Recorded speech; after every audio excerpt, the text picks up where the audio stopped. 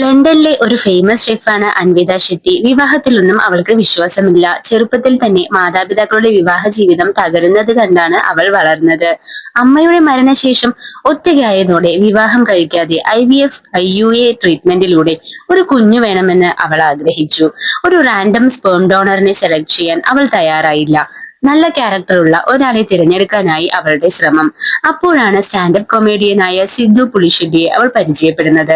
ആളുകളെ ചിരിപ്പിക്കുന്ന നല്ല സ്വഭാവവും പെരുമാറ്റവും കണ്ടപ്പോൾ ഡോണറായി അവനെ മതിയെന്ന് അവൾ തീരുമാനിച്ചു.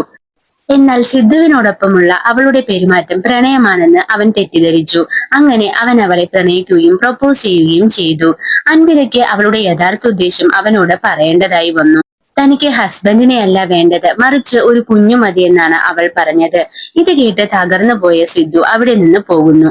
പിന്നീട് അൻവിത മറ്റൊരു ഡോണറെ തെരഞ്ഞെടുക്കാൻ തീരുമാനിക്കുന്നു. അവളെ നഷ്ടപ്പെടുത്താൻ കഴിയില്ലെന്ന് സിദ്ധു തിരിച്ചറിയുന്നു. അവൻ ഡോണറാകാൻ സമ്മതിക്കുകയാണ്. IUA ചികിത്സയാണെന്ന് അറിഞ്ഞതും അവൻ അതിനും സമ്മതിക്കുകയാണ്. ചികിത്സ വിജയിക്കാനായി ഡോക്ടർ നൽകിയ ഡയറ്റും എക്സസൈസും എല്ലാം അവൻ കറക്റ്റായി ഫോളോ ചെയ്തു. ട്രീറ്റ്മെന്റിന് മുമ്പ് ഒരു എഗ്രിമെന്റിൽ ഒപ്പിടുന്നു. ട്രീറ്റ്മെന്റ് കഴിഞ്ഞാൽ സിദ്ധുവിന് അമ്മയുമായോ കുഞ്ഞുമായോ യാതൊരു ബന്ധവും ഉണ്ടാകില്ല എന്നാണ് ആ എഗ്രിമെന്റിൽ. എന്നാൽ സിദ്ധു പറയുന്നുണ്ട്, ഒരു നാൾ അച്ഛനെ പറ്റി കുഞ്ഞ് ചോദിച്ചാൽ അമ്മയെ സിൻസിയറായി സ്നേഹിച്ച ആളാണെന്ന് മാത്രം പറയണമെന്ന്. ട്രീറ്റ്മെന്റ് സക്സസ് ആയി. അൻവിത ഗർഭിണിയായി. ആ സന്തോഷ വാർത്ത സിദ്ധുവിനെ അറിയിക്കാൻ നോക്കിയെങ്കിലും എഗ്രിമെന്റ് ഓർമ്മിപ്പിച്ച് അവളുടെ ഫ്രണ്ട് അത് തടയുന്നു.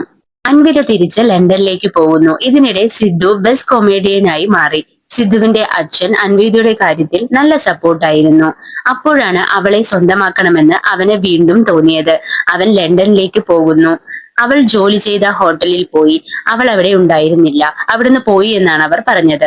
അവളെ ഒരുപാട് അന്വേഷിച്ചു. പിന്നീട് അവൾ ഹോസ്പിറ്റലൈസ്ഡ് ആണെന്ന് അറിഞ്ഞ് സിദ്ധു ലേബർ റൂമിലേക്ക് കയറാൻ തുടങ്ങി. എന്നാൽ അവർ സമ്മതിച്ചില്ല. അപ്പോൾ അൻവിത പറഞ്ഞു, അവനാണ് കുഞ്ഞിന്റെ അച്ഛൻ, അവനെ അകത്തേക്ക് കയറ്റൂ എന്ന്. അത് കേട്ട് സിദ്ധുവിന് ഒരുപാട് സന്തോഷം തോന്നുന്നു. അങ്ങനെ അവർ ഒന്നിച്ച് സന്തോഷത്തോടെ ജീവിക്കുന്നു.